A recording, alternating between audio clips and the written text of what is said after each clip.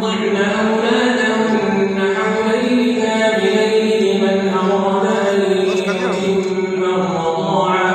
وعلى المولود له رزقهن وكسوتهن بالمعروف لا تكلف نفس إلا وسعها لا تضار والدة بولدها ولا مولود له بولده وعلى